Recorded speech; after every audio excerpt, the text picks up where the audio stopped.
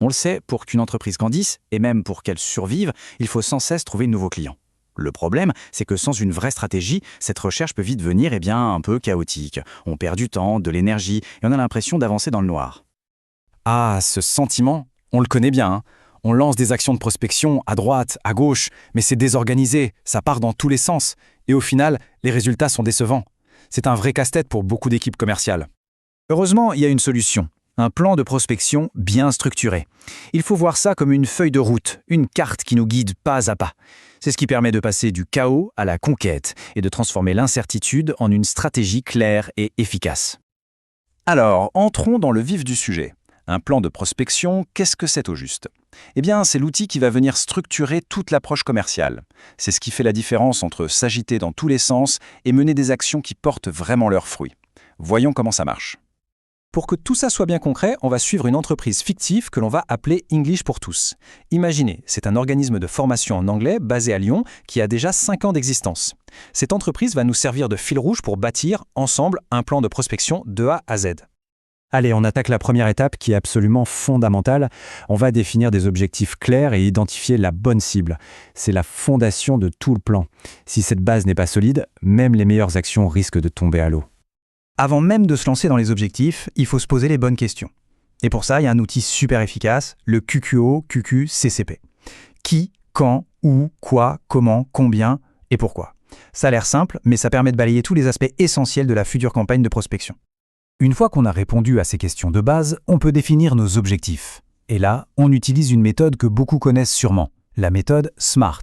Chaque lettre correspond à un critère. Spécifique, mesurable, accessible, réaliste et temporel. L'idée, c'est de s'assurer que chaque objectif soit limpide, motivant et surtout qu'il nous mène quelque part. Cette citation de Sun Tzu le dit parfaitement. Fixer des objectifs, ce n'est pas juste une formalité administrative, c'est la condition pour réussir. C'est ce qui donne une direction, un cap à suivre pour chaque action qu'on va entreprendre. Bon, nos objectifs sont clairs. Maintenant, on passe à une autre étape tout aussi cruciale. Savoir précisément à qui on s'adresse. Il faut se faire une image la plus nette possible de notre client idéal. L'outil pour ça, c'est le buyer persona. Alors non, ce n'est pas une personne réelle. C'est un portrait robot, un personnage fictif, qui incarne notre client de rêve. On va lui donner un nom, un âge, un métier, des passions. Bref, on le rend vivant. Et c'est ce profil qui va guider toute notre communication. Alors comment on le construit, ce fameux persona ? On se base sur des critères bien sûr, sa situation géographique, son âge, son métier. Mais ce qui est vraiment intéressant, c'est qu'on va plus loin. On cherche à comprendre ses habitudes, ses défis au quotidien, ses objectifs personnels. C'est ça qui rend le ciblage redoutablement efficace. Assez de théorie, passons à la pratique. Pour que ce soit bien clair, revenons à notre exemple English pour tous et faisons la connaissance de leur buyer persona. Et voici Amélie Ford. Elle a 37 ans, elle est cadre dans un labo international, elle gagne bien sa vie, elle voyage tout le temps. Mais surtout, on a identifié son point de douleur, son problème principal. Elle a un besoin urgent de perfectionner son anglais, mais impossible pour elle de prendre des congés pour se former. D'un coup, on voit très clairement comment lui parler, non ? Ok, on a les objectifs, on a la cible. Il est temps de choisir les bons outils pour l'atteindre.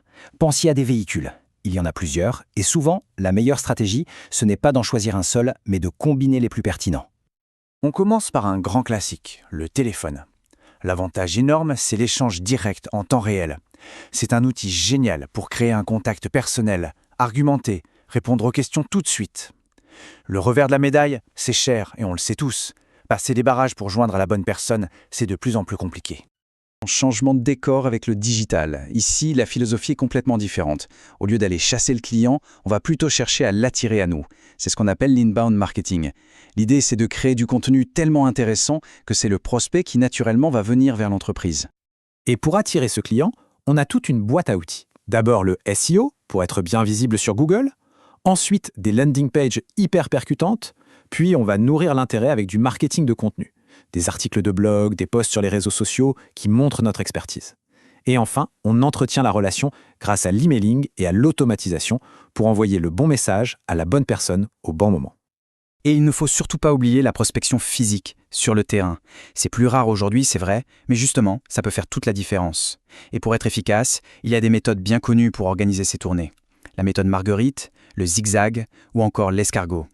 Le but est toujours le même, optimiser ses déplacements pour passer un maximum de temps avec les prospects et non sur la route. Bon, On a vu toutes les pièces du puzzle, les objectifs, la cible, les outils. Maintenant, le plus important, c'est d'assembler tout ça pour créer une stratégie qui soit vraiment cohérente et puissante. Voilà le secret en fait. Un plan de prospection qui cartonne, ça repose sur 3 piliers. 1. Des objectifs SMART. 2. Une cible ultra précise grâce au persona. Et 3. Une combinaison intelligente des différentes méthodes de prospection. Mais il y a un dernier ingrédient essentiel, l'agilité. Un plan, c'est un guide, pas une prison. Il doit pouvoir évoluer. Voilà, tous les éléments sont sur la table pour construire une feuille de route solide et efficace. La vraie question maintenant, c'est quelle sera la première destination? Quelle est la première action à mettre en place dès aujourd'hui pour que ce plan devienne une réalité?